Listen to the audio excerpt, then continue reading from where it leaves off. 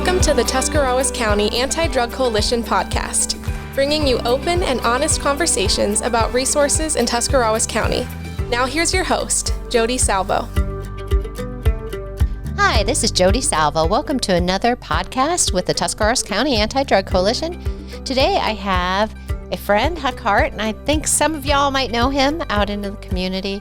Huck clearly has battled addiction in the past, but has been in recovery for how long? Coming up on 14 years, May 23rd. Awesome. 14 years. That's awesome. I know Huck has just been instrumental in the lives of so many people.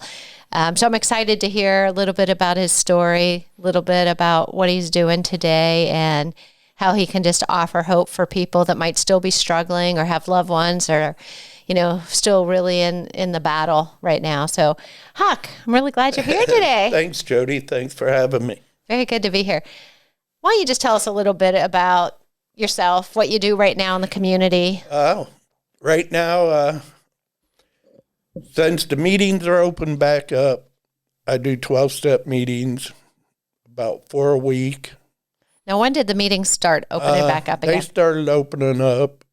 We started in the summer because we couldn't get in some of the churches. Sure. So we run at Dice Hill every Monday night. Okay. And we had great turnouts and that. Then gradually places started to let us come in. Okay. Because a lot of people wouldn't do the Zoom meetings on the internet. That's what kept me grounded, How hard was the Zoom meetings for you? Zoom meetings ain't bad. I've spoke on them. Told my story. Yeah. I've done discussions. It was probably easier to do Zoom if you've been in meetings for a while. Than it just. Yeah. Because I know you do get more comfortable with them, but I know even like in our own organization, if you weren't part of the organization, then you tried to jump on during COVID and Zoom life. It was harder because you didn't have those relationships or comfort. Exactly. Yeah, I got zoomed out during the Zoom meeting. I'm with you now. Yeah. Okay, so you guys are back meeting in person. Meetings are open back up. Some of them still closed. Some churches won't let you in yet, but there's some in Philly and Dover it's open. They're good meetings, 12-step meetings through Alcoholics Anonymous. And there's Monday and Friday night, Legacy Church, 8 p.m. Okay. Thursday nights, Dover Memorial Hall at 8 p.m. Sunday night, St. John's, 7 p.m. in New Philly. Do you have a list of all the groups? Yes. How about you send me that list and we'll post it on the ADC Facebook page when we're done. The page I got's got even the faith-based meetings. That's awesome. Even the other day, I get calls every once in a while of, hey, where's a meeting on such and such night? So that'll be super helpful. So for anyone out there, we'll post meeting times on the Facebook page. Okay. Cool. Very good. Yep. So what else, Huck? Do you go to the prisons? Since the pandemic hit, we ain't been in the jails and prisons for over a year and a half now. I miss doing that. And I bet people miss you being in there. Yeah. It's fun going into county jails, our local county jails. I started doing that at 10 months sobriety. Okay. And I continue to clear up until... For like 13 years you've been doing that? Yeah. So it's awesome going in there.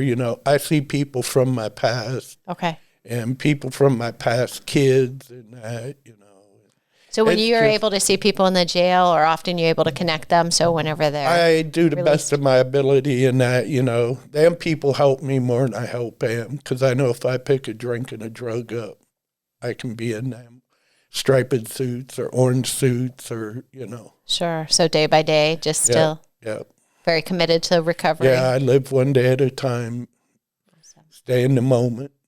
Yesterday's history, tomorrow's a mystery, today's a gift, Awesome. I need to remember that. Yeah. Sometimes you take that for granted, don't you? Yeah. Well, Huck, how about let's start a little bit about your story. Okay. Just kind of. Okay. My name is Huck Hart. I'm a grateful recovering alcoholic drug addict. My sobriety date's May 23rd, 2007. It's only by the grace of God. 12-step program. I have a sponsor who has a sponsor who has a sponsor, And between them three guys, there was over 100 years sobriety. Wow, So that's they were awesome. given to me what was given to them, and I pass it on to the new people, the people that's willing to go for recovery. And Huck, I've known you from a distance for a long time, and I know you are someone that is willing to just invest in anyone that's in need of help. So I know that reputation precedes you, that you're just a willing person. Yeah, helping others keeps me sober, one day at a time. Cool. Okay. So I was born and raised in Denison, Ohio. Came from a loving, caring family. My mom stay-home housewife, kept our clothes clean, the beds, meals, 3 meals a day. My dad worked a 40-hour week job. He is the mayor of Denison for pretty close to 20 years, So you're showing a pretty intact family. Yeah, so I got an older sister, 4 years older than me. I can say she's an earthling. She's one of them people that could have a couple drinks and not do it again for 5-6 months, you know. I don't know how them people do it, but I don't take their inventory neither, So I'm sure there's other things. Oh, yeah. I got something. I grew up Catholic, so I knew there was a God out there. I knew there was a power greater than me, because I'd see my mom, aunts, uncles pray for people and see them get better, come out of hospitals, get their health back together. And so I never really started using until I was 12 years old. Well, 12's still really young. Yeah. I became a liar, cheater, and a thief at age 12. So, Huck, what got you started at the age of 12? I was just curious, I guess, trying to fit in. Were you hanging out with kids your own age or older kids? Some of them were 3-4 years older than me and that, and we'd go in people's garage and steal beer out of the... So let me just ask, because I kind of want to get to that early substance use. Where did you connect with these older guys? Like, were in the neighborhood? Yeah, neighborhood, like basketball courts, the baseball fields and that, The reason I'm kind of hanging on there a little bit, I think for parents, you just need to be really mindful with younger kids. And I'm going to say, in local communities, when you're all on one street or one block, a lot of times you have mixing of ages. Yes. And you just need to be very aware of that. Yeah. What a 12-year-old should be doing and what a 16-year-old or 18-year-old is very different, So sometimes you just feel like, I know this kid, he grew up here. Yeah. But music, views on relationships, it all really varies. So just a parenting tip, keep your eyes open for those kind of relationships. Like for me, it started out just on the weekends. Okay. Sleeping out with friends and that. We'd be on adventures, going in people. We know the older guys that hung out in their garages. We knew they had beer in their garage. And we'd help yourself. We'd break in them, basically, and help ourselves, and we'd dabble at it. But at age 12, I became dope addicted right on. Right away. I started smoking marijuana. Okay. Then the marijuana stayed pretty much every day of the week, because as long as you had money and you went to somebody that dealt marijuana, if you had the money, they sold it to you. You didn't need an ID with them. Yeah. And I also think for listeners to hear that, it's very easy to access. Still is. That hasn't changed. And I don't know if people that haven't initiated, dabbled in substance use realize how easy it is for young people to get their hands on substances. Yeah. And I'm sure it's probably easier today. It's probably a lot easier today than it was, Even since I got sober, it's more plentiful now, too. So, 12, alcohol, the marijuana. Yeah. Smoking cigarettes, too. It all just kind of came together. Hand and foot, yeah. And that's how, like I said, it's basically just drinking on the weekends, But as I got older, got in junior high, into high school, Friday night football games and that, we'd find an older person and we'd all throw our money, get some beer. Now, at those ages, when did you start having problems with it? Like, did your friend group change? Yeah. I was like a chameleon. I could go with the people that were didn't party and that, My parents kept me active from an early age. I raced motocross, took martial arts, I played baseball, I played football and that, But as time went on, I quit doing things, because instead of the weekends, I dabble, through the week, maybe have some drinks and that. And that's when we're looking into someone's life. You can kind of see those signs of addiction happening when it changes your normal. Yeah. When your friend group change, when your activities, when your interests, when that all changes. That's kind of when you can. Yeah, kind of like my dad. He'd see me with some of these people, and he'd always say, you shouldn't be hanging with them people, He said, you're hanging with a bad crowd, know. And, as a kid, you didn't really, care what they said, But I became that person to probably a lot of people in their lives, you shouldn't hang with him, because at 16 and 17, I did get consequences kind of started. What kind of stuff? I got caught drinking in a few joints. The first time I got caught, they took my license for 30 days. Second time, same things happened. I lost license for 60 days. The third time. Were you realizing you have a problem yet? No, I didn't think I had a problem. I always ask people that question. Everyone's like, no. That's when Judge Demas was the judge back in the day, and he said, you might be having a problem, I ain't got a problem, So, things just progress as time goes on. I mean, through high school, it came to the only sport I played for 4 years, high school baseball. I lettered varsity in baseball 4 years in a row. Okay. I had great opportunities to move higher into baseball, like I had teams that wanted me to come and play for them, and I just, your priority I was to the point I was 18, and things were progressing fast and quick, I quit smoking weed at age 18 and never touched it again. Now, why? Well, I got turned on to cocaine and methamphetamines. Okay. And I'd done that for the next 30 years, pretty much on a daily basis. So you said what drugs do you go to? Cocaine and methamphetamine. Okay. Meth. Yeah. Okay. And they became, because they made you drink more. And if you were, you could last longer. You could stay up a whole weekend and just drink and, put them substance in your body and keep going, And so that was 18? 18, yeah. That's that's what I started getting more consequences at 18 too, The first half dozen times I went to jail, my own dad put me in jail. He was the mayor. But just going, getting sober, working the 12 steps of Alcoholics Anonymous. My dad was still trying to teach me right from wrong. Yeah. But at the time, I didn't know that, Right. He was on my resentment list when I did my step work, But today I understand why he did what he did, As a parent, you love your kid, and Yeah. There's no owner's manual there. How do you figure that one out? So I can just kind of tell you, I started at age 12. It started light, but it progressive and gets worse and worse day by day as it goes on.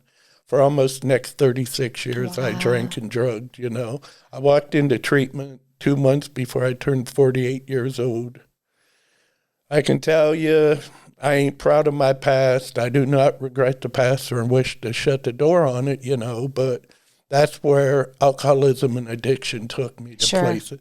So, can I just ask real quick? Yeah. Did you have history of addiction in your family? My dad's side of the family, there was, some of his nephews and that were in Vietnam. They became heroin addicts, and when they came back to, Tuscarawas County, Yeah. they were still doing heroin. It's just always fascinating to me that there's really no rhyme or reason why one person struggles with addiction and some doesn't. A lot of times you'll see trauma and stuff in life, and sometimes you'll see, a history of addiction in a family, but then you also get these stories where this come from, you know what I mean? Yeah. And like you said, it was pretty much right away Oh, that you knew you had an issue. So through them 36 years, my dad started putting consequences, juveniles, then 18. I've had a total of 32 felonies, 42 misdemeanors. 32 felonies. I've been on probation 20 years of my life. I've overdosed and died 3 times. I know about Narcan. This was before it's popular like it is today, but I've had a total of 13 doses that put in my system, paddles on me to bring me back. Wow. Clearly God had a purpose for you. And today, I put Narcan in people, So I'm grateful to things I do today, Like I said, it's only by the grace of God, and I'm doing what I'm doing today. Well, I love that your heart goes into the prisons and the jails. Yeah, I like doing that stuff to prison. Well, you have a voice other people don't. See, I've been in 2 different prisons. I became a heroin addict in prison. Okay. So, I took the problem with me wherever I went. I didn't know I was the problem until I got sober. I had a little old lady. She had about 52 years sobriety. And I was at a meeting one night. I probably only had 20 days sobriety, and she said, "Do you know what the problem is?" And I said, "Yeah, alcohol and drugs." And she said, "No." So she got her little makeup mirror out, them little round ones they had. She cleaned the mirror off, and she handed me it. And she said, "Look, what do you see?" I said, "I see me." She said, "That's the problem." And it makes sense, Right. Because through addiction, I couldn't look in a mirror. At the end of my addiction, I busted all the mirrors out of my house in 2 different bathrooms because I didn't like that person I seen. Wow. Did you do that after she said that to you? No, this was before. I didn't know. Through addiction. She showed me that once I hit treatment and went to meetings and that, So them old timers, yeah. So, I've been in the hospital over 24 times from direct result of alcoholism. And, I went as far as January 2007 playing Russian Roulette. I put a bullet in a revolver, spun the cylinder, put it to my head, pulled the trigger, and it clicked. And I done it a total of 5 more times after that. Goodness, and it clicked every time. So I continued to drink and drug. Then I walked out on my deck. And I put the bullet to the hammer and pulled that hammer and pulled that trigger, and that gun fired. That day there, I knew God was doing for me what I could not do for myself. That was January of 2007. Okay, I got goosebumps on that one, Huck. My goodness. But before that happened, my kid called me December 17th of 2006, and he told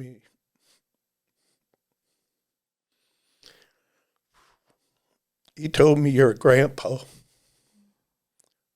He said, "Would you like to come to Union Hospital and see your granddaughter?"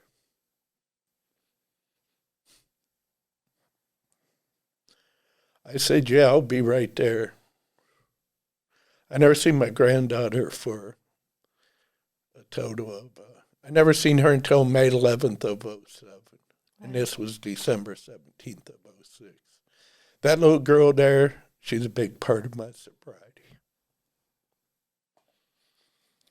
Thanks for sharing that, Huck. I know it's hard. Yeah. But yeah, that young girl, well, she ain't young no more. She's about to turn 14 years old in December, So she never ever seen me under the influence of alcohol or drugs.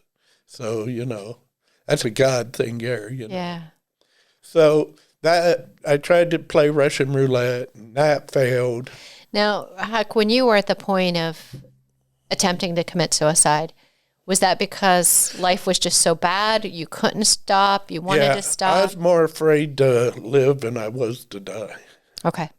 I was sick and tired of being sick and tired, I had judges, POs telling me, you got a problem, I had law enforcement tell me, there's meetings for people like you, Yeah. And when I was in prison when I was 32, I did go to a meeting one night because my cellie, he'd always go to them. Okay. And he'd say, there's 12-step meetings, he said, and they bring donuts from the outside and coffee. So that's why I went to it. I didn't go there to get sober, Okay. because I done heroin right before I went to it, and I'm in the penitentiary, People's like, how do you get drugs in the prison? I said, there's just much drugs in them places there is out of here. Wow. I mean, it's hard to believe, but there is, and, life, once addiction gets a hold of you, it's got you by the throat. It's a beast. It's out to kill you and move on to the next person, Yeah. Alcoholism and addiction don't discriminate. It don't care who you are, what walk of life you came from. I don't care if your parents are a millionaire, you're, low-income family, middle, high class. If it gets a hold of you, it's out to get you. That's one of the reasons we have these podcasts, because we know that if there's anything we can do to help, it's to break a stigma around addiction, and I love when we have people on, our guests, because you hear stories and they're all similar and they're all really different, and you can see there is. It's a non-discriminator. It's all ages, all races, all cultures. Because alcoholism and addiction, they're both a disease. They both fit the definition of a disease. They're progressive, chronic, and untreated. They'll kill you. Yeah. It don't matter, if you're just an alcoholic, you're just a drug addict. It's like playing Russian roulette, Yeah. So I had POs. In August 2006, I caught a case, got put on probation. I had 3 years probation to do.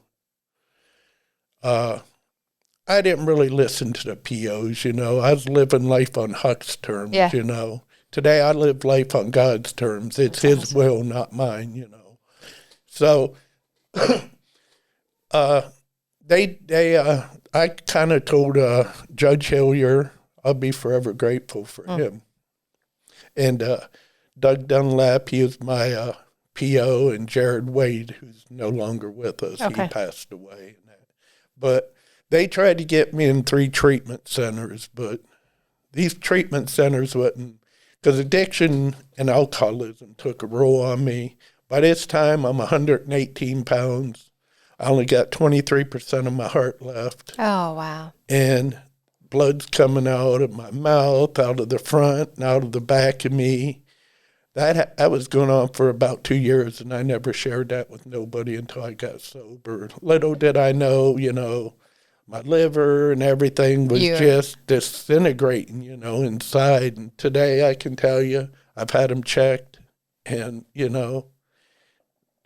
there is a power out there. Absolutely. And I choose to call that power God, and I'll be forever grateful. So, that was on my resentment list. I went to a detox in Canton, Ohio, to Crisis Center. Okay. I was supposed to be there on a Friday. I didn't make it there until Sunday. I took too many wrong turns, Couple detours. It was all about me because I was selfish and self-centered, I thought the world revolved around me.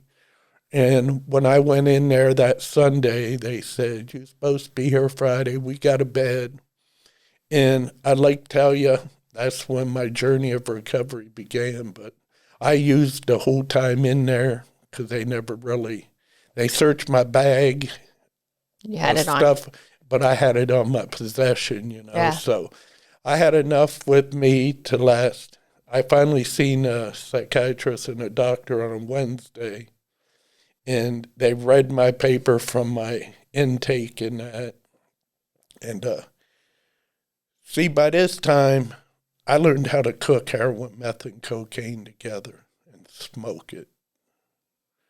And so this guy, he read that and he said, "You doing some toxic stuff, you know." And, you know, I just was, I guess, a punk from Tuscarawas County, and I just kind of laughed, you know. And he said, "That's some toxic." He said, "When's the last time you drank?" And I said, "Sunday," because they told me to get honest, so I did. He said, "Well, when's the last time you smoked this stuff?"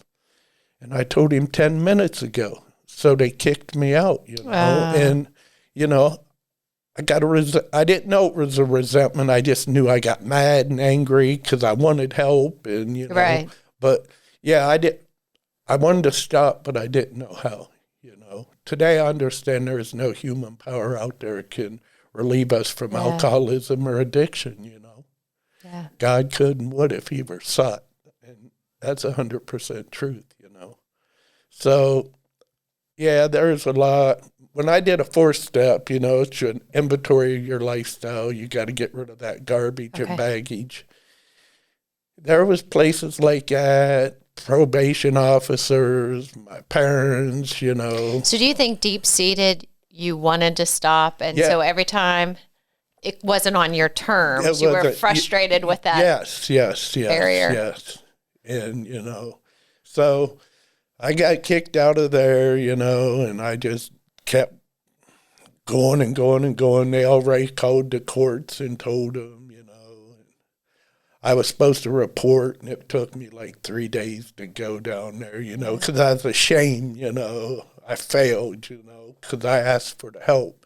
So I ended up, it would have been the end of April, the first few days of May of 2007. I ended up getting pink slipped. And they took me to Chagrin Falls, Windsor Hospital. You know, I'm in an ambulance going. Now, were you pink slipped because suicidal stuff at that point? Yeah, because I just wanted help, so I told him I was going to blow my head off. You know, I was desperate at this time. I wanted to tap out. You know, I wanted to stop. You know, but I had no clue how to do it. You know. Yeah. So I'm in an ambulance. We get up there, and they get me out of that. I got dope down in the sock of my boot, you know, a bunch of rocks. And I look at this building, and it just looked like something from a Stephen King movie, you know, and I thought, wow, what did I get myself into, you know? So they take me in, and these 2 little old women, they did my assessment and that. Then these 2 big dudes came and got me and was taking me to my room.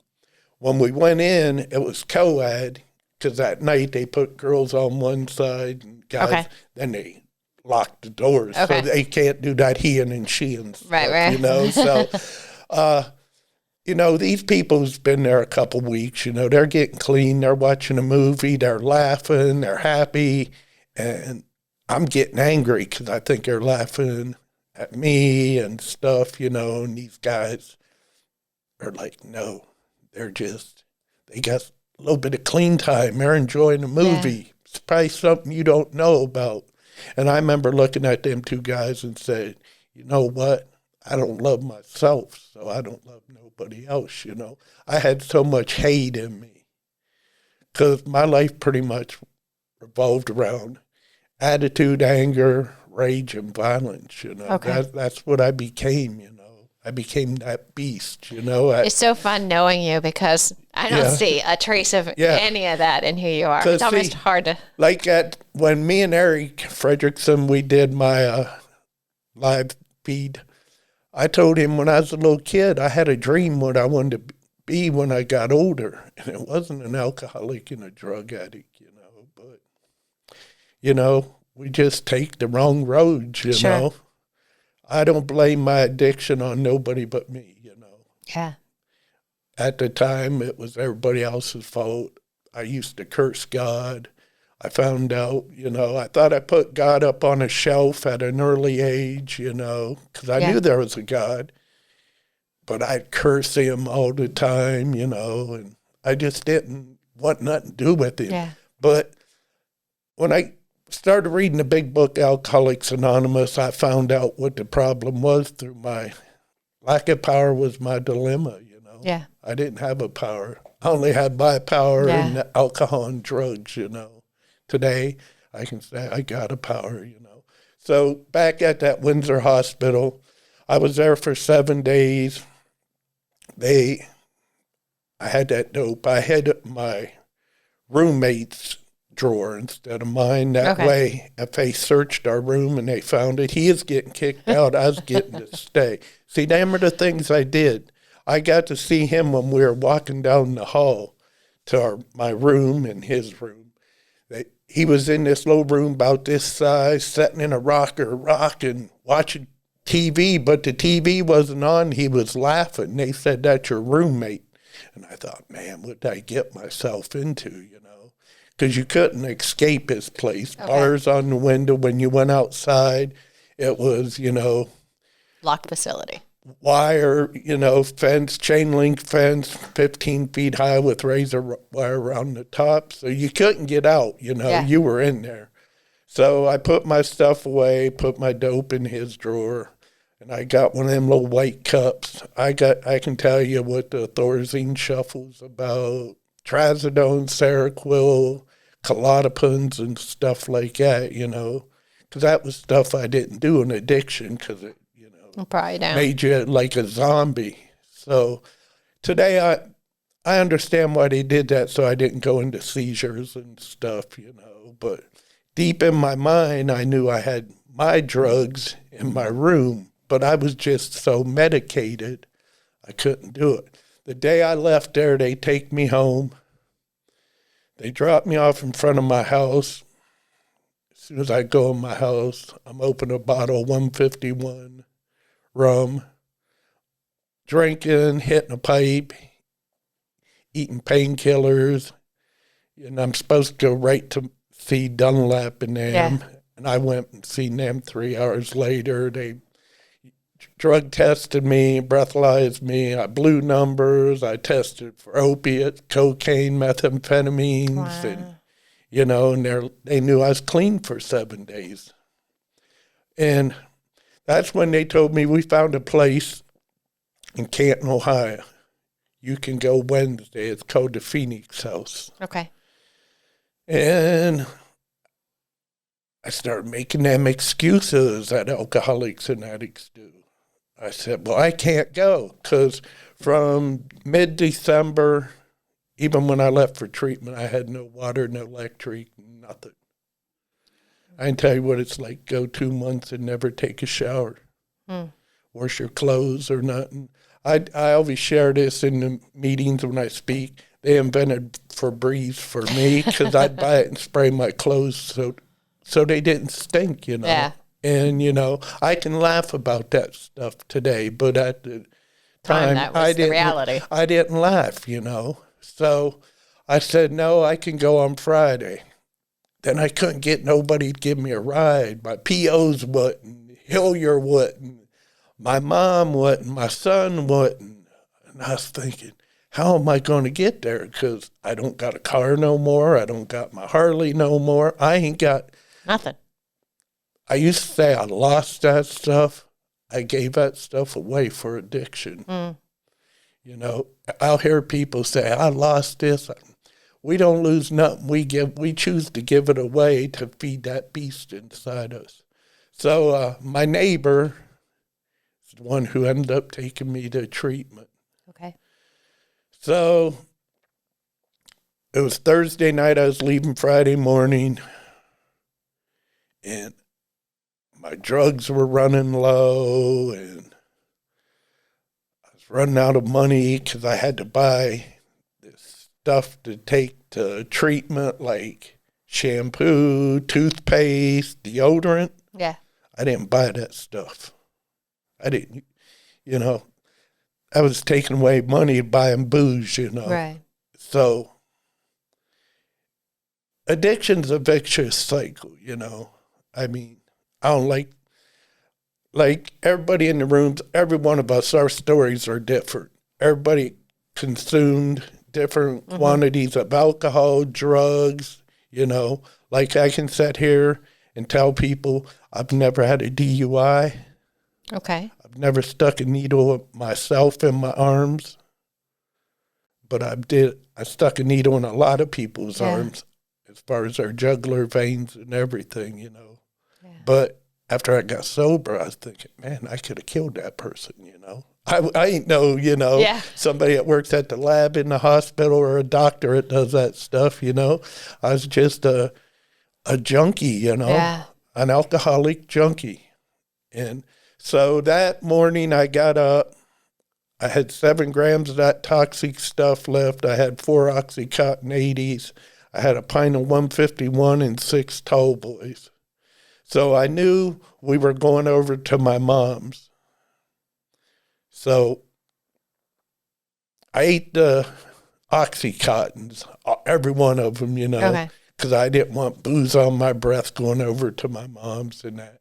My nieces, nephews, my sister, my son, his wife, his stepson, and that little granddaughter I told you about, and my mother. She is wild. Bless her heart. But anyway, I went there, and they're all giving me hugs, telling me they love me and that, Then it comes to my mom. She is like about 4'5", full-blown Italian, and mean as a snake, man. That woman's hit me with snow shovels, baseball bats, cast iron, But I deserve it, I deserved it growing up, I drove her, I know her prayers got me where I'm at today, So she was the last one. They were telling me they all loved me, and I didn't say that word because that word, I didn't love them. I didn't love myself, Only thing I loved was getting numb, running from the feelings, running from responsibilities. That's what alcohol and drugs do to you. And she came and she's like, Huck, if you can't quit drinking or drugging, I hope you die. Oh, my goodness. Yeah. So, when I was in the hospital January of 2007, I don't know if it was an overdose. Girls threw me out ER, and my vascular surgeon, family doctor, and my cardiologist was there. And that's what caused me to play Russian Roulette. Okay. Because I lit a big rock up in the hospital and blew smoke everywhere, and they came in. And so, I thought I could do whatever I wanted. Like I said, I was living life on Huck's terms. Yeah. And today, like I said, I live life on God's terms. It's his will, not mine. So my mom said that. The doctor's kind of one that told me to go play Russian Roulette that night. I had a judge tell me they wanted to see me in a pine box, Then my mom tells me this, So, it ain't working yet because all I'm thinking about is the dope in my pocket, and that pint in the car, and 6 tall boys. So we leave there, and I'm in the passenger seat. I didn't get 10 foot from my mom's, and I'm cracking the bottle open because I needed a drink, because I had them shakes going on. And off to Canton, Ohio, I went to the Phoenix House. I'll be forever grateful for the Phoenix House. I really and truly will. When I walked in there, I smoked a whole 1/4 ounce of that toxic stuff, ate them Oxycontins, a pint, and 6 tall boys. But I walked in, and I remember they said, "You must be Huck." And I said, "Yeah, I'm Huck, and I don't give a," and I'm leaving it there, just let it rhyme out, because that's how I was, And they did me an assessment and that. They gave me, I remember them giving me 3 fitted sheets, 3 pillowcases, and 3 blankets. And I said, "What do I need all this for?" And they said, "Just hang on, you'll see." I got to find out, what detoxing was like, huh? Yeah. And Mercy Hospital saved a bed open for me for 7 days because the crisis center up there wouldn't take me back. Even though I was in treatment, they didn't want nothing to do with me. But I didn't have to go to Mercy, because that was May 11th of '07. Like I said, my sobriety date's May 23rd, so I took the problem with me, know. And I'll never forget May 21st, May 22nd. That's when I relapsed, Okay. And I went back out for 23 and a half hours, And it was all bad, An ounce of crack cocaine, half gallon of Jack Daniels, under a bridge, Did someone find you there? No, I was there 23 and a half hours, and there was another guy with me. He is from Cincinnati, but he is in the Phoenix. He got a workers' comp settlement. Okay. So he asked me at the house, he's like, hey, can you get any crack cocaine? You know anybody up here? And I said, oh, yeah, I can do that, Yeah. And he counted all this money out, and I made a phone call. The house manager and the owner of the house, they just went to lunch, so I took my driver's license, broke in their office, because you can jimmy the doors, just to use the telephone, So I called Highland Park in Canton and that, talked to some people I knew and told them what I wanted. And it's like, get here. Okay. So I ran out, told him, we got 2 minutes. The bus is going to pull in front of them SARTA buses. Yeah. So that's how we had to travel to get there so quick. And he's like, I'll give you one of them and I'll buy you a half gallon. So he went and got that, and I went up to Highland Park, and we met. And it was on, and 23 and a half hours. And when I told God, just let me party, when that gun, I fired it off of my deck, that's the first time I talked to God for a long time, other than cursing him, telling him, it's his fault, I'm in this jackpot. We went under the bridge. From the first drink, first hit, it felt like my head was splitting open. I kept saying, the next one's going to make it stop. And it never stopped for 23 and a half hours. And I looked at him because everything was gone, and I said, I'm going to the house. I can't live this way no more. And he said, if I go back, he said, I'm looking at 25 to 50 years, And I said, you do what you got to do. So I took off, and he came running after I was 100 yards. He said, I'm going back. So he got his cell phone and called him, told him we were coming back. When we got back, it was all bad for him because there was sheriffs, Canton sheriffs, Stark County sheriffs, and Canton cops unmarked cars, his parole officers. I just watched them shackle and, handcuff him. He's still in the penitentiary today, He don't know when he's getting out. I usually get a letter from him about every 3 months. He's still trying to apologize for that day there, And when I write him back, I always say, it ain't nothing on you, You didn't throw me on the ground. You didn't pour that booze in me or put that shooter in my mouth with that rock on it. I was willing to do it, because that was my life, I knew that would make him shakes go away. So they hauled him off. They called Judge Hillier, and I was looking at 120 days. And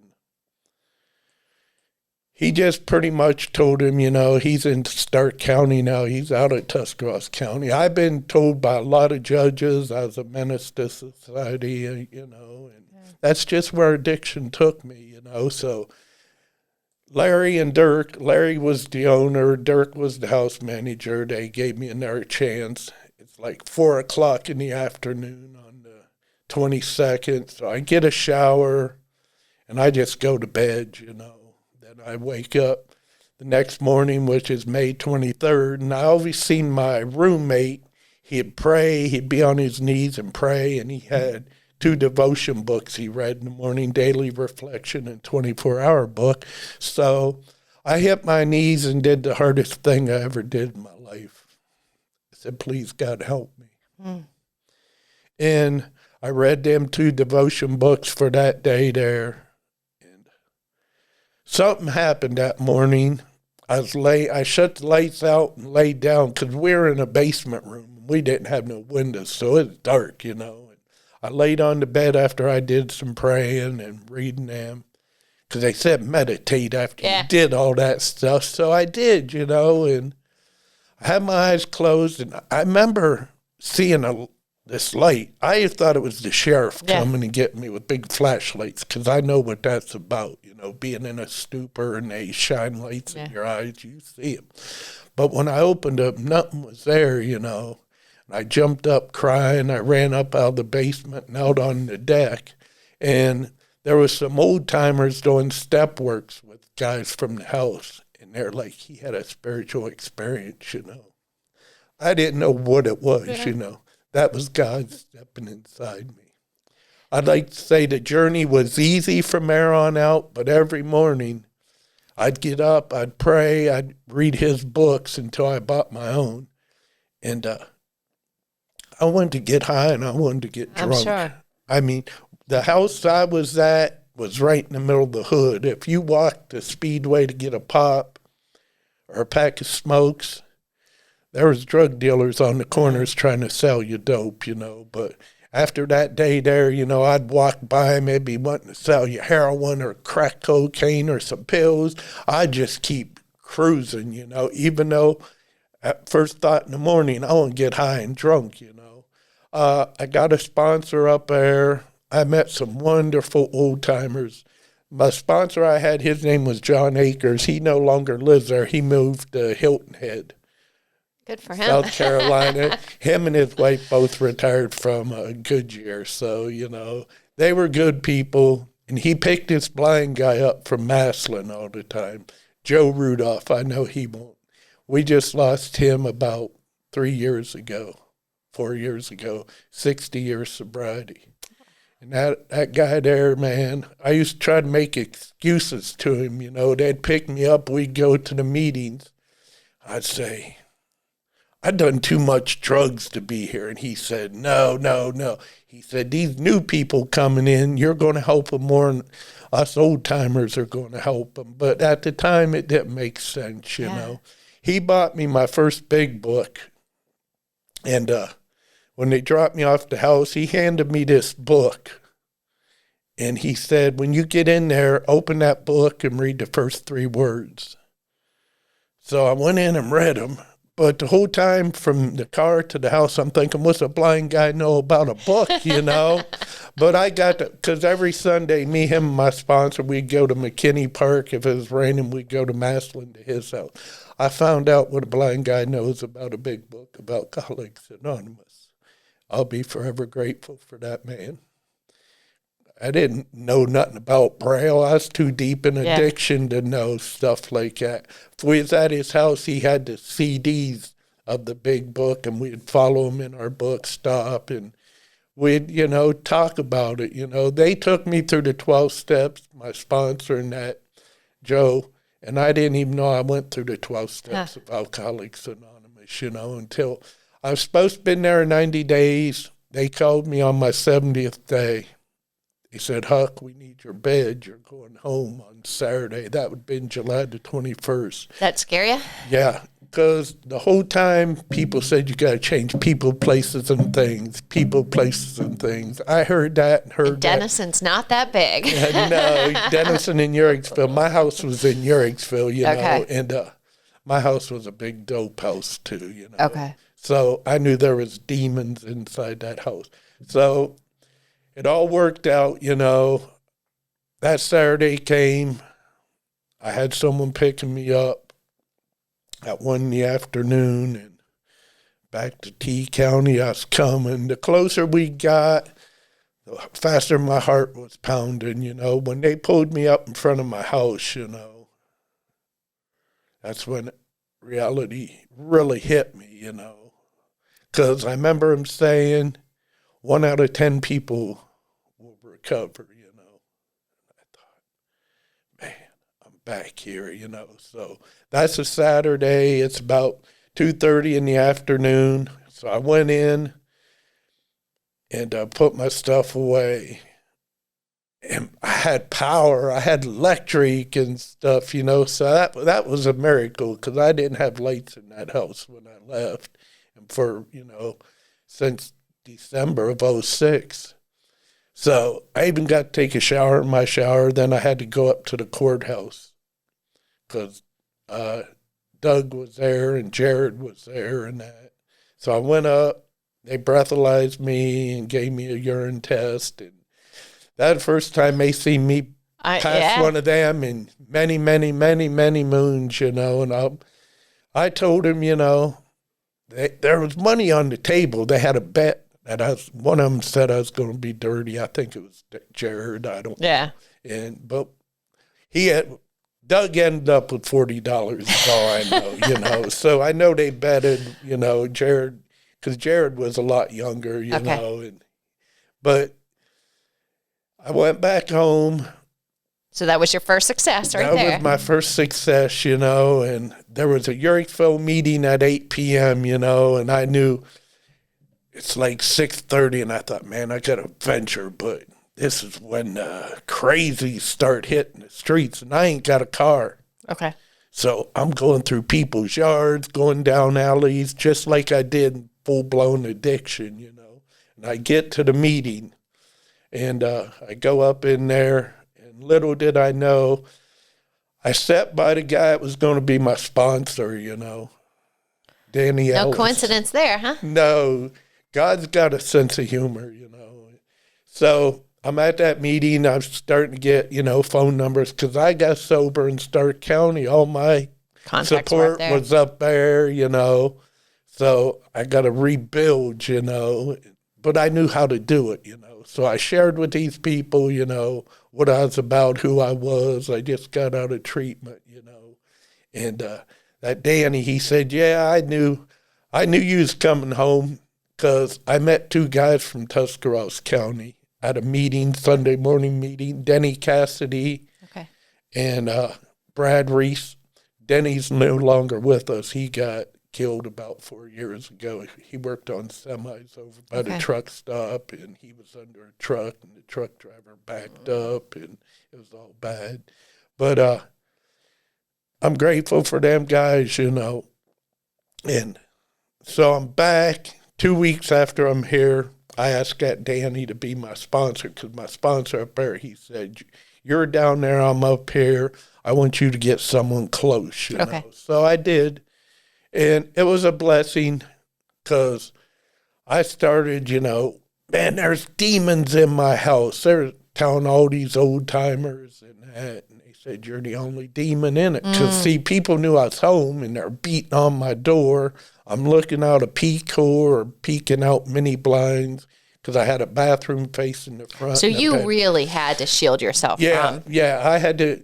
They told me to change people, but there was some times I put my hand on the doorknob, was going to open it because I seen bags of heroin, I seen bags of meth, I seen pills, you know, when I'd look out that picture. Wow. But I did not, God kept me from opening that door because I still wanted to get high every morning before I prayed, you know. So I got to the point I got to sell my house, you know. Okay.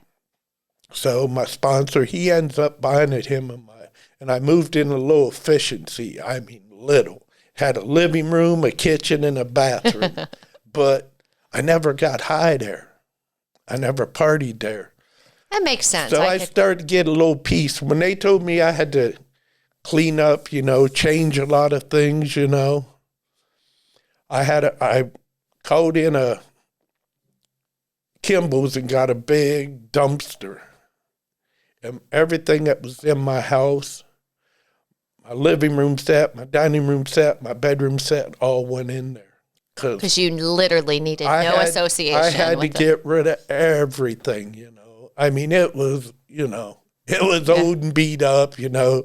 I mean, there was blood stains on it from fights in my house. And, you know, my house was pretty a wreck for a new house, you know. I mean, I just tore it to pieces, you know.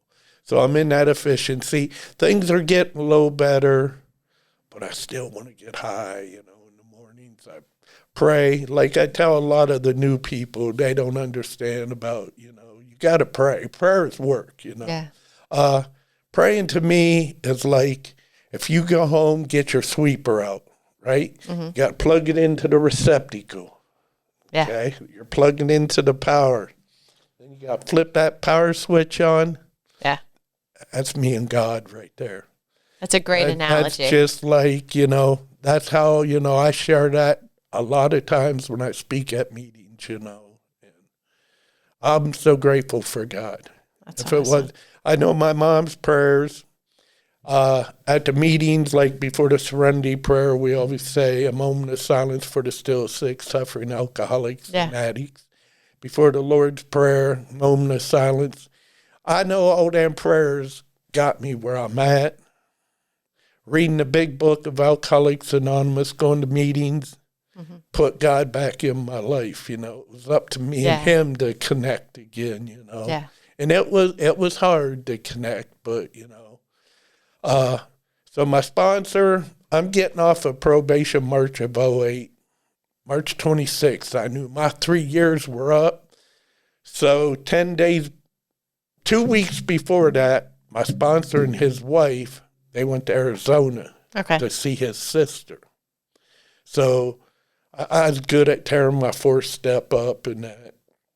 So he said, when I get back on the 26th and you're done at the courthouse, we're going to sit down and we're going to do step 5. That's, him and me going over my first step that I write out on paper. I said, fine, So they're on vacation. I'm going to meetings. And I talked to him the night before. It was about 10:06 p.m., Tuesday night, March 25th. He was about, there just a tad over 4 hours from Uriksville. Okay. There's in between Dayton and Columbus, something like that, in that area, closer to Dayton.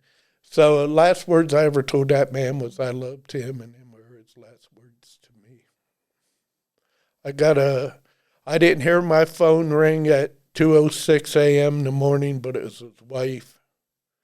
Then another guy from the fellowship called. I didn't hear them messages until about 5:30 in the morning. Usually I'd hear my phone because it was someone calling, wanting to just talk to somebody. They were struggling,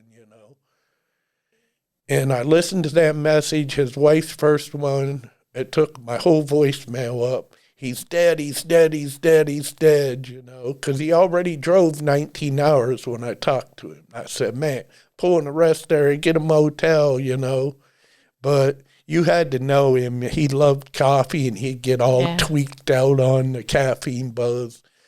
And the next one was, he don't mind if I use his name, Ralph Furby. He said, Huck, you get this message. He said, you call me, And I'm already crying because I was getting feelings, Yeah. And I didn't have to numb them, Reality was coming.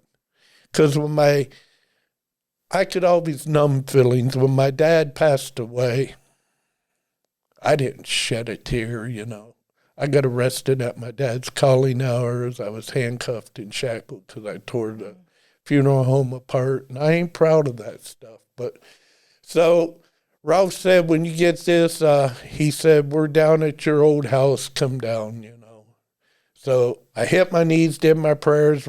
I read 3 meditation books in the morning, and I do my meditation, and I took a shower. I went down, and, I still got the tears coming out, because I lost a good person that was helping me, and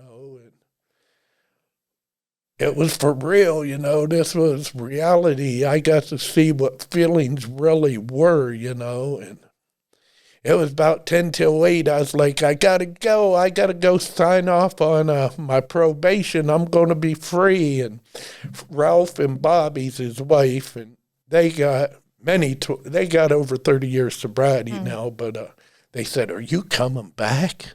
I said, I'll be back, Yeah. They all had their doubts, So I go to the court, I walk in, they met my sponsor. He went with me 3 or 4 times down there. And that Jared, like I said, he was younger, He had the test cup to pee in, and I came out, and it was all good. And he held the breathalyzer, and they were hoping I was dirty to throw me another year, because they knew that would be the only thing that saved me. But I was clean, and my phone's ringing, my cell phone, and it's people from the fellowship. And I'm answering it because they ain't my contacts yet, And I'm like, how'd you get my phone number, And they're like, where you at? Are you okay? And I'm like, I'm in the courthouse. What'd you do? I'm getting off of probation, I had like 5 people call me. So I signed off, and I was free, I wasn't tied up in the court system no more. And, I had every opportunity. I had every reason to pick a drink and a drug up that day. I lost my sponsor. I got off of probation. Let's celebrate, I went back to my old house, and sat with 2 old timers, and that's the day Alcoholics Anonymous got me. Okay. I didn't get Alcoholics Anonymous, Me and Ralph was sitting out on that deck where I fired that gun. And that's when he said, well, Huck, this is Wednesday night. He said, tomorrow night, Danny was going to go to the jail. He said, I'm taking you to the jail, to the Tuscarawas County Jail to do the 12-step meeting. He said, then it's all on you. And that's how I started doing that, So, like I say, God has a plan for everything, Absolutely. So, by 6 o'clock at night, I had my 3rd sponsor. Okay. And he was real good friends with Danny and that. So I got him that night at the Wednesday night meeting. The funeral and everything was that Saturday. That Monday, I drove to Bolivar. That's where my new sponsor lived. I got at his house 7 o'clock in the morning. We started at step 1. I did 1, 2, 3, 4, 5. And after we did 5, I went over my inventory because that sponsor, Danny, didn't get to do it with me. I kept telling him, he knew pretty much my whole, baggage and that. But we sat down when we did that 5th step. I felt a big release off of me, like I could breathe better, I was free. There wasn't a big weight on me. Then we did 6 and 7. About 6 is your character defects. Everybody's got character defects. And 7's about your shortcomings. Them 2 steps there, we work on them every day of our life. It don't matter how much clean time. Like that Joe had 60 years. He's the one, he showed me a lot of Alcoholics Anonymous. So Russ is my sponsor. We go through the steps, takes me through the big book, and we go through the 12 steps. And we all kicked it, me, him, and some of his other sponsees. And some of his other sponsees, man, I knew they were getting high, but, it wasn't my side of the street to, say, hey, these guys are, So I just kind of faded away from that table and went off by myself. And the old timers, just in Tuscarawas County, they'd see me sitting by myself, and they're like, what's up, Huck? How you doing? I'd say, I'm okay, Then finally, a couple of them sat down with me, what's really going on, So I shared, I said, I need a new sponsor, These guys are doing him wrong in that, and I ain't getting involved in it, end up fighting somebody. Right. So my sponsor became Tom Gantz. He's a spiritual giant. I still got him today. I've had him now for probably a good 12 and a half years. Okay. Because I had Danny for 10 and a Russ not quite a year. So then Tom came in and had to do a new 4th and 5th step with him. So he knew about me and that. Then he's like, I'm going to take you to the penitentiaries. And that's how I got going doing the penitentiary meetings and that, and I love doing that stuff, I've took guys through the 12 steps of Alcoholics Anonymous. I mean, I sponsor guys. Some's willing to do it. Some's willing not to do it. I've had sponsees that weren't willing to do the steps couple of them ended up in prison. One's still in prison today. I've had 2 of them that overdosed and died. Of course, that's where I met you at the Jodi Memorial in that old Jojo. And I'm sure you've also seen a lot of people recover, too. Yeah, I've seen lots of people recover. Coming up on 14 years, I've seen people from 2 days sobriety to over 32 years sobriety go back out. I got all their cards in my big book and 12 and 12 book from their obituaries. I'm so sorry. Where they choose to, I just counted them the other day, and there's 90 of them in the book. So Huck. you figure an old-timer seen a lot more than I've seen, you know. And with the pandemic, we went through meetings shutting down people, you know. Isolation's horrible. Yeah, you know, I mean, I had the tools, you know. There's days, though, you know, I could get caught up in my head, you know, but I got to pick the phone up and tell somebody where I'm at, you know.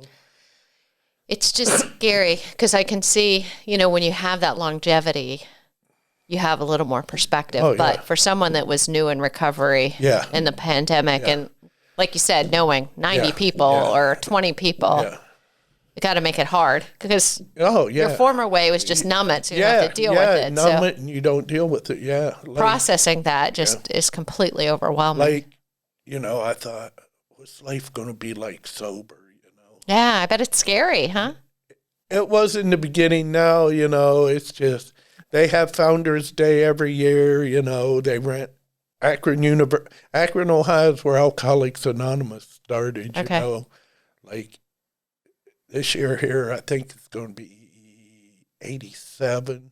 It was canceled last year. It's already canceled this year because of the pandemic, I know. But, I mean, I got to do damn things, you know, go to that and see, you know, 30,000 recovered people, you know, sitting in a big stadium, you know, listen to a speaker, you know, and you just get them God bumps. I don't call them goosebumps no more. They're God bumps, you know. And going to the meeting, seeing that new person walk in, you know, and greeting them, you know, shaking their hand. So what do you just say to anyone that just isn't ready to go yet, you know, to make someone feel like, man, this is a game changer, or it can be?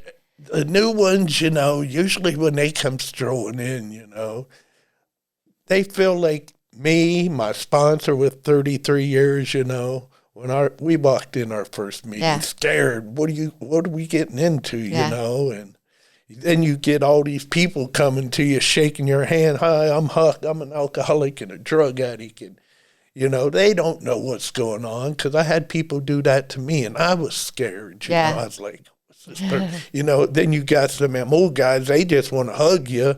And when I first came in, I said, homie, don't play that, you know, don't be, you know. Then you got, here, I'm going to give you my phone number. What do I want a guy's phone, you know? Right. But them whole new way of life, huh? Them phone numbers will save your life, you know. I could open my phone and show you over 400 people's names, and it's got AA beside them. I do a lot of AA meetings, you know. I speak at a lot of the meetings. I do CA meetings, which is Cocaine Anonymous. I've spoke at HA meetings, Heroin Anonymous, you know. I mean, all the meetings use the big book of Alcoholics Anonymous.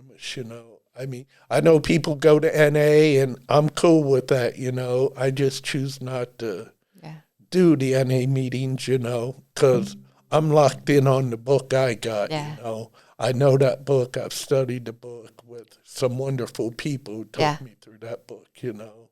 And I just, you know, they always told me if it's not broke, don't fix it, you know. Makes a lot of sense. And, you know, today, man, life's great. I mean, you got that 14-year-old granddaughter? Yeah, she's going to be 14, you know, and it's just like, you know, softball and I'll be sitting at Dover Park on Sundays watching her play, you know. If I was in full-blown addiction, you know. In recovery, I lost my mom May 1st of 2015. She seen me get my 2-year medallion, because when I speak, I always play with it, you know. And So what a gift. She got to see you get silver. She seen me 2 years, you know, and by the time my 3rd year comes, she didn't even know who I was from dementia and Alzheimer's. Oh. But I got to go to her house every weekend, make her breakfast, and make her lunch. That's something I get to do, you know. I mean, it was, you know, thanks to Alcoholics Anonymous and them old timers, you know. Then her last would have been about 15 months, she ended up in the nursing home. Okay. And I got to go there every day at noon and feed her lunch, you know. Then I'd take her in her wheelchair. Then there was old women I thought had passed away that seen me grow up, you know. So I got to push them to Neat. you know, it's about helping others, not just, you know, alcoholics and addicts in the community, you know, neighbors, you know. And Serving others really does make it. That's something I never thought I'd do. Yeah. The only thing I served to others was drugs, because I was a drug dealer, you know. You never realized you would be of value to the community. Yeah, that's what I went to others. prison for, selling dope, you know. I mean, I had, you know, 3 counts of aggravated trafficking and cocaine, you know, when I was 32 years old. And, you know, that wasn't helping people, you know. That was poisoning people, you know. I understand that today, but I don't live like that today, you know. Life is good. Awesome, huh? Huck, it's just, I really appreciate you sharing your story, because I think anyone can hear 32 felonies, and here you are, a new creation as far as helping others, breathing in, serving, doing life. You know, honestly, it's just an honor to know you. Oh, yeah. It's like, you know, I worked in the recovery field, you know, and I remember when I got ready to get hired for that, you know who I'm talking about. I ain't going to mention her name on here, but she's like, Huck, are you going to pass that background check? And I was like, yeah, because I already knew I would, because I've checked them out myself. Like my 3 felony ones, they're expunged. I had to pay a lot of money back in the day, you know. So them are sealed until the only way them can come out, which ain't going to come out today, I'll tell you that. I'd have to get busted for selling some kind of drugs, you know. But the rest of mine were just like, you know, felony 5s, 4s, and 5s, misdemeanor 1s, you know. That stuff, you know, after 7 years disappeared, you know, and I get a clean record, you know. Just working at the recovery house didn't work, you know, so I had to get away, you know, because my sobriety, God is number 1 to me. Sobriety is number 2, because without them 2 things, you're going to read my name in the front paper or in the obituaries, you know. The front page would say Huck's going to the penitentiary for the rest of his life or something, you know. That's why I got to keep God number 1, sobriety number 2, go to meetings, help other alcoholics and that, you know. Do stuff like this when people ask, you got to give it away to keep it, you know. Give it away freely to keep it, you know.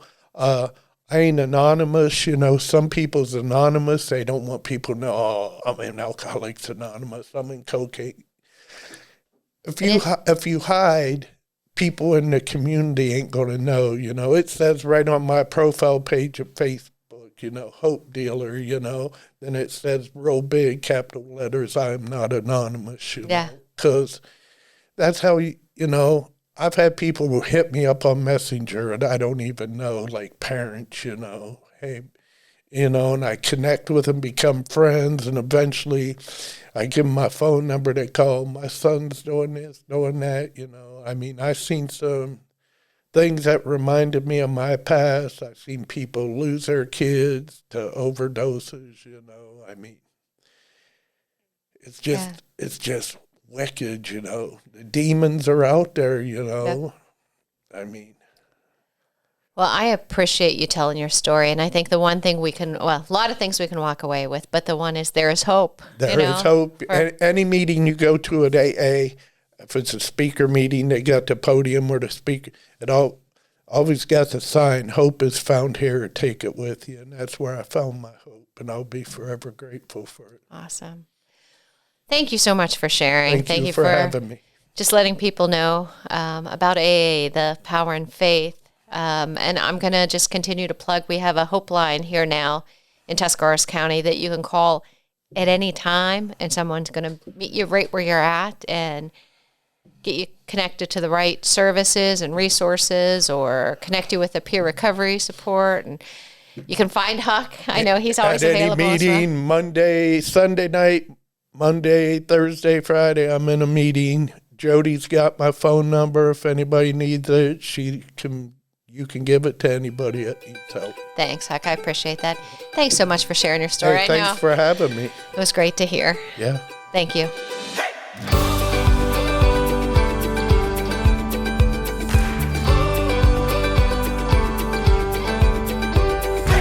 Thanks for listening to this episode of the Tuscarawas County Anti-Drug Coalition podcast. Please follow us on Facebook and visit our website at adctusk.org.